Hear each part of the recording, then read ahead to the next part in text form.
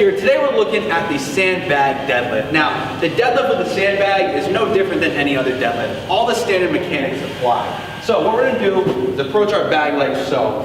I like to start by having the sandbag just kind of covering the tips of my toes, right? That way it's nice and close to my body, right? Unlike a barbell, where you have kind of the weight up that allows the bar to get really close, having the sandbag just over the toes is going to get you in a really good position to start.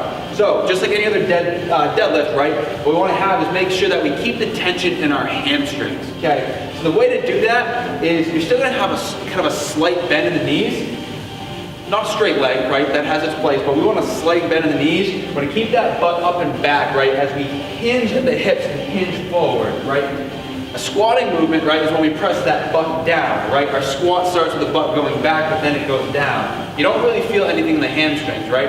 What you'll feel is when you kick that butt back, pushing those knees towards the wall, right, you can start to feel almost like a stretch in the back of your legs. That's how you know you're doing this move right. So from here, arms coming straight directly down, right? We don't want them going out. We want to make sure we're pulling the bag directly up. We're going to grab the handles of our bag. Again, I can feel the tension in my hamstrings. I know I'm in good position for that.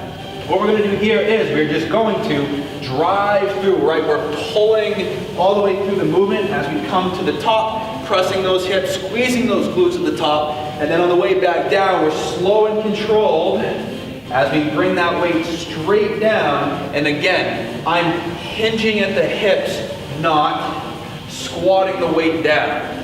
Okay? There's a lot of bend in your knees, you're squatting. That's not what we're looking for this one, right? Keep that butt up and back, driving all the way through, going all the way back down. Now, a regression for this movie, let's say your deadlift, the weight's either too much, you can't have one filler in there, it's still too much weight for you, you're just practicing the deadlift. A regression for this movement is the good morning. So, good morning is the same movement pattern, except we're not going to have any weight. And usually a weighted good morning is you have something on your back and you're doing the same hinging movement. But an unweighted good morning would look like this. You'd have your hands behind your head, legs a little bit straighter than you normally would have them, and we're hinging forward and driving back up. Again, that hinge, pressing that butt up, neck and spine is neutral, right? I'm not looking forward as I'm coming down. Having the hands behind the head definitely helps with that. I'm looking forward, right? So I'm not looking down. I'm not looking up. I'm letting my eyes go naturally with my body. So this whole piece of my body,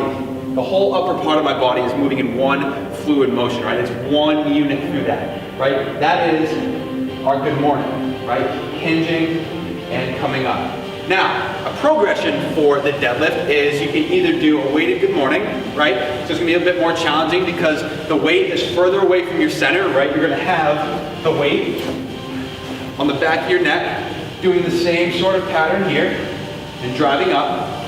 The other option is a single leg deadlift. Now, what happens is single leg work is great if you have something like the sandbag where you're pretty much limited in what you can do for max weight, right? There's only so much space in this sandbag to put weight. And even if you're using something like a steel bell, which has, much more dense weight to it, you still might find yourself kind of tapping out at your sort of max weight.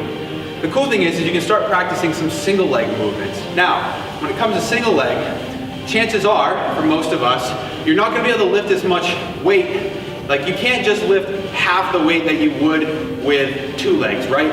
If you're able to max out at a 100-pound deadlift, that doesn't mean that both of your legs are going to do 50 apiece, okay? So having your legs working together is much more efficient than sort of the sum of the individual parts, okay? So a great way to work on some single leg stuff and just get a little bit more out of your tool is to do the single leg thing. And again, the same mechanics apply, except this time you're gonna wanna have that whichever foot is planted a little bit closer to your center line, right?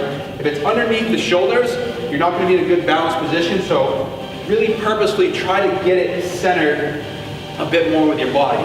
Then what we're gonna do from here, the movement is exactly the same. You can either sometimes starting at the top of this movement versus hinging down to grab it, it's a little bit easier if you start with the weight up here. So all we're gonna do is we're just gonna let that back foot kick back as we keep a nice soft knee, still hinging, right? Let that foot come back, that's gonna kind of serve as a counterbalance, and then stand on up through that movement. Okay, same idea. hinging down. Weight goes about right around here, right? There's still a little bit of a gap between my weight and the floor. I'm finding balance, right? I can feel my foot actively working and driving on up. Okay, so that's the progression and a regression for that movement. Now, a couple pointers with this. I'm working on turf. Now, a turf is a very soft surface. It might be very similar to your rugged home. Now, because it's soft, it's not a sturdy, stable foundation. So if you're doing single leg work, you might find that it's tougher to find your balance. You're gonna be much better served if you work on a solid surface like a basement floor or even just a hardwood floor, just anything that isn't carpet.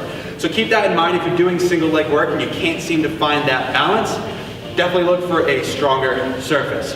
That is our sandbag deadlift.